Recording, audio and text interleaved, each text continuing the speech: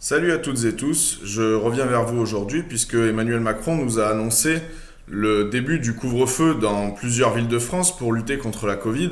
Et là, je me suis dit que c'était peut-être le moment de faire une vidéo pour vous montrer les hypocrisies et les mensonges et manipulations du gouvernement en ce moment, parce que c'est quand même quelque chose. Donc là, il utilise comme argument le fait que les personnels soignants sont absolument épuisés, ce qui est vrai, et qu'il n'y a pas de lits supplémentaires cachés dans l'hôpital. Alors on se dit, ça y est, il a compris, il va enfin annoncer des moyens supplémentaires, un plan d'embauche massif, etc. Eh ben non, et pour cause, dans la loi de financement de la sécurité sociale pour l'année prochaine, il prévoit 900 millions d'euros supplémentaires d'économies. Donc c'est absolument pas l'idée de mettre plus d'argent. On est très loin du quoi qu'il en coûte du printemps, puisque en réalité le président a eu le culot devant des soignants de venir leur dire à nouveau récemment que en réalité il n'y avait pas de problème de moyens à l'hôpital. Le problème de l'hôpital, c'était un problème d'organisation. Voilà, ça fait 15 ans qu'on nous répète ça, 15 ans que c'est faux, et 15 ans qu'on détruit l'hôpital public en le sous-finançant. Et en réalité, ce serait nous qui ne sommes pas capables de nous organiser. Voilà, comme c'est pratique, c'est facile. Et il faudrait peut-être expliquer à Monsieur Macron que pour lutter contre un incendie, il ne suffit pas d'interdire la vente de briquets. À un moment, il faut financer aussi le service public des pompiers. Bah là, c'est pareil. Pour une épidémie, on doit financer l'hôpital public. Sinon, comment voulez-vous faire face à l'afflux de malades? Donc, il serait temps d'augmenter les lits, etc. Mais non, c'est pas dans leur idée. Alors, du coup, ils nous disent on va mettre en place un couvre-feu de 21h à 6h du matin. Et ça, ce serait censé absolument tout régler.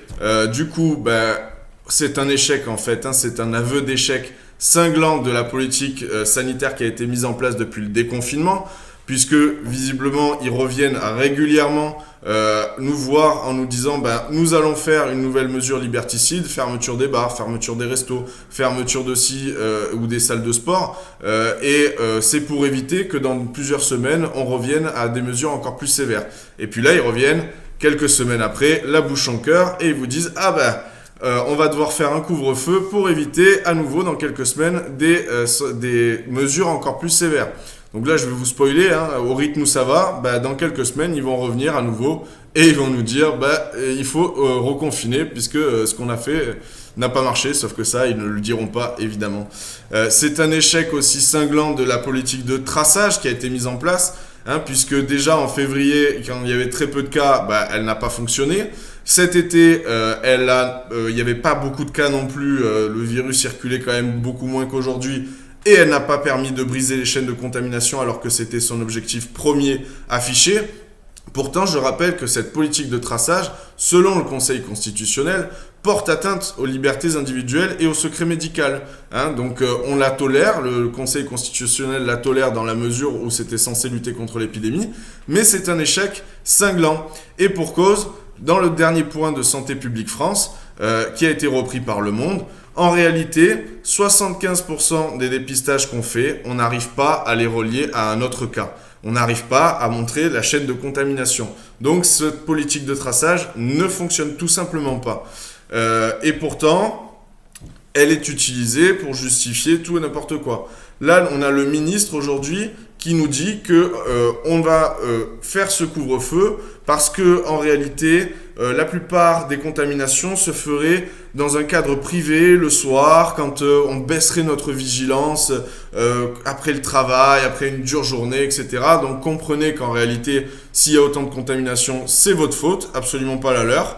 Et pourtant, quand on regarde la seule donnée qu'on a et qui soit solide en termes de lieux de contamination, c'est que la plupart d'entre elles, la majorité d'entre elles, se font en lien avec le travail, que ce soit dans les écoles, en entreprise, dans les universités, et même, pourquoi pas, les transports en commun, puisque c'est très sous-évalué, puisque, contrairement à ce que dit le ministre des Transports, en réalité, on a du mal à savoir si deux personnes qui ont le Covid se le sont données dans les transports en commun, puisqu'elles ne se connaissent pas. On n'arrive pas à faire le lien entre eux. Donc, c'est très sous-évalué. Et à côté de ça, on a donc toutes ces contaminations, tous ces clusters au travail. eh ben, eux, ils envoient ça comme ça valser. Hein, ils vous disent non, non, c'est pas ça. En réalité, la majeure partie des contaminations, c'est dans la sphère privée. Circuler, il n'y a rien à voir. Donc ça, c'est une manière de se déresponsabiliser complètement, puisque en réalité, sur le travail, il y aurait des mesures à faire. Par exemple, à l'école. À l'école, il faudrait augmenter le nombre de professeurs pour limiter le nombre d'élèves par classe. Ce serait déjà une bonne mesure d'habitude, mais là, dans un contexte sanitaire, ça l'est encore plus. Dans les entreprises, il faudrait remettre les CHSCT, les comités hygiène et sécurité, qui permettraient d'avoir des avis sur les conditions sanitaires au travail dans chaque entreprise et qui, en cas d'avis défavorable, pourraient permettre aux travailleurs d'exercer leur droit de retrait et on déclencherait une inspection du travail. Donc là aussi, il faudrait embaucher des inspecteurs du travail. Et on pourrait aussi embaucher plus de médecins du travail pour suivre tout ça, plus de médecins scolaires, on a complètement détruit ces pans-là de la médecine. On pourrait rembaucher là-dedans, mais non, absolument pas, il en est hors de question. Les transports en commun, évidemment, on pourrait augmenter le nombre de trains, de métros, de bus, de trams, etc. pour éviter de voir ces scènes où c'est absolument bondé aux heures de pointe. Mais non, selon le gouvernement, sans preuve absolument, sans aucune preuve de quoi que ce soit, ce n'est pas là que ça se fait, ça sert à rien de le faire. Évidemment, il faut remettre de l'argent, ça les arrange pas. À côté de ça, on a toute la politique de dépistage qui a été absolument chaotique. Donc, on a dépensé une somme folle là-dedans pour un résultat proche de zéro, puisqu'en réalité, les délais dans les lieux à forte circulation du virus étaient beaucoup trop longs pour avoir son test, puis pour avoir son résultat, ce qui a rendu cette politique de dépistage absolument inefficace. En réalité, ce qu'on aurait pu mettre en place depuis le début, c'est un dépistage de masse. Je m'explique, il ne s'agit pas de dépister la population française entièrement tout le temps. Il s'agit de regarder les zones où le virus circule fortement, dans des quartiers, dans des rues, dans des villes, dans des villages. Et là, on a une échelle et on teste tout le monde. On appelle la population à se faire tester. Voilà, ça ce serait un peu plus efficace que de courir après des chaînes de contamination qu'on n'arrive pas à briser parce qu'on n'arrive pas à les remonter. Donc, on pourrait également, quand on a testé des gens, les isoler réellement. Parce que ça n'est pas fait non plus. On vous demande de vous isoler, mais en réalité, personne ne vérifie si c'est le cas. Donc on pourrait réquisitionner les hôtels pour isoler réellement les gens qui sont malades et éviter qu'ils contaminent, par exemple, tout leur foyer, tous leurs proches, tous leurs amis. Mais ça n'est pas le cas.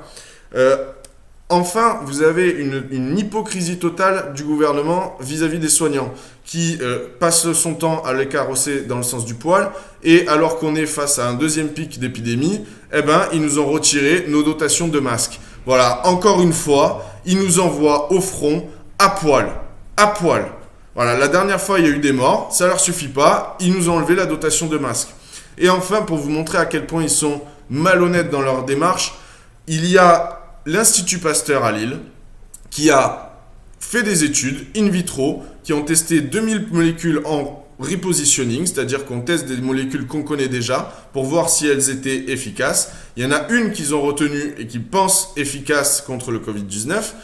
Ils demandaient 5 millions d'euros simplement pour pouvoir faire des études in vivo, des études cliniques, ce qui n'est pas grand-chose, c'est une goutte d'eau. Devinez quoi ? Le gouvernement s'en fout. Depuis le mois d'août, ils sont au courant, le Premier ministre est au courant, et ils n'ont pas voulu financer ces études. Il a fallu que ce soit un grand groupe industriel qui vienne financer ces études à l'Institut Pasteur. Voilà à quel point c'est des tartuffes. Voilà à quel point ils sont en dessous de tout. Donc je vous annonce déjà qu'on va voir ce que donne leur couvre-feu, mais j'y crois pas du tout. Voilà, si cette vidéo vous a plu, faites-la circuler, n'hésitez pas à la transmettre afin que tout le monde voit à quel point c'est des hypocrites. Bonne soirée à tous, au revoir.